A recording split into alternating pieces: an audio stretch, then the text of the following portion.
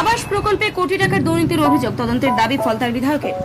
ফলতাতে যেটা হয়েছে 1,20,000 টাকা, যেটা হচ্ছে আবাস যোজনার যে টাকাটা ছিল, আপনারা দেখেছেন যে আবাস যোজনার 1,20,000 টাকার মধ্যে কেউ কেউ 20,000, 30,000, 40,000 টাকা নিয়ে নিয়েছে সেখান থেকে। সেখানে কার্ড মানি রিটার্ন করছিল কিছুদিন আগে পর্যন্ত দেখেছে। আজকে যেটা আপনাদের আমি কিছু কাগজপত্র দিয়েছি তাতে দেখতে পাবেন যে কোনো নামই নেই, কিন্তু টাকা উঠে গেছে। সেখানে নামের জায়গায় জেড টিপি, ঠিক আছে, এরকম করে প্রায় 20-30টা। তারপর কোনো জায়গায় নাম নেই, শুধু পি লেখা, টাকা উঠে গেছে। এগুলো বিশাল বড় দুর্নীতি হয়েছে এবং স্ক্যাম। এটা আমি আজকে কাগজপত্র আপনাদের দিয়েছি। এবং শুধু এই একটা অঞ্চলের নয়, প্রত্যেকটা অঞ্চলে এরকম জিনিস করা হবে। এটা হচ্ছে আপনার মজলিশপুর অঞ্চলটা ছিল। এটা হচ্ছে আমি দিয়েছি সব আপনাকে। মজলিশপুর অঞ্চলটা আমি পুরো দিয়েছি আজকে।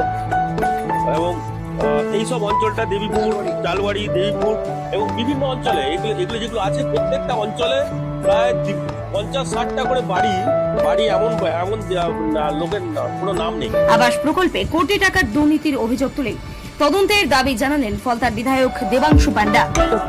নাম নেই, আমরা কাগজ দিয়েছি আমি, এবং আরো আমরা আটকে করেছি, আরো কাগজ এলে আরো দেবো আমরা। আজকের আমি যেটা দিয়েছি তাই আজকে প্রায় হচ্ছে 1 কোটি 1.5 কোটি টাকার দুর্নীতি হয়েছে একটা অঞ্চলে। এটা শুধু একটা অঞ্চলে তৃণমূলের লোকরাই এরা দিয়েছে, এবং এর সঙ্গে যারা পঞ্চায়েতে যারা দায়িত্ব ছিল, যারা ঘর দেওয়ার দায়িত্ব ছিল, তারা যুক্ত রয়েছে।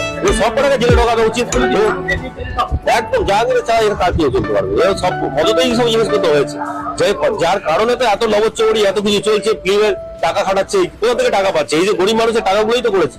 যে আছে গরিব মানুষগুলো কান্নাকাটি করছে, তারা ঘর নেই, তাদের হচ্ছে থাকার জায়গা নেই, তারা গিয়ে আজকে ঝড় বৃষ্টিতে গিয়ে স্কুলে গিয়ে থাকতে হচ্ছে, প্রাইমারি স্কুল, হাই স্কুলে গিয়ে আশ্রয় নিতে হচ্ছে। সেই সব গরিব মানুষের টাকা আজকে তো আপনাকে একটা অঞ্চলে দেখালাম যে 50-60টা হচ্ছে বাড়ি, যেখানে হচ্ছে 1,20,000 টাকা করে উঠে গেছে, তাদের কোনো জায়গায় কারোর নাম নেই।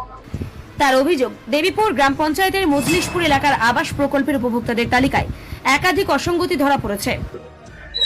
ধরুন, আবাস যোজনার টাকা গরিব মানুষের নামে গেছে, যাওয়ার পর দেখা গেছে এরকম করে হয়েছে যে তার দেবে, তার বিনিময়ে তাদের কার্ড মারিয়ে দিতে হবে, কি কার 20,000, কারো 30,000, কারো 10,000, যা যেরকম পেরেছে প্রত্যেককে নিয়েছে।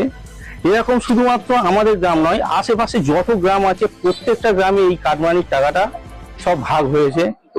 অন্যের অ্যাকাউন্টে কিভাবে গেছে টাকা? অন্যের অ্যাকাউন্টে ব্যাপারটা কিভাবে গেছে সেইটাই ভুতুড়ে কারবারটা আমরা বুঝতে পারছি না, যে কিভাবে গেল। যে তাদের একজনের অ্যাকাউন্টের টাকা অন্যজনের অ্যাকাউন্টে কি করে যেত? একজনের নামে ঘর এসছে, সে ঘর পায়নি, উপরন্ত অন্যজনের অ্যাকাউন্টে সে টাকাটা চলে গেছে, তার নামের জায়গাটা পুরো ব্ল্যাঙ্ক করে দিয়ে।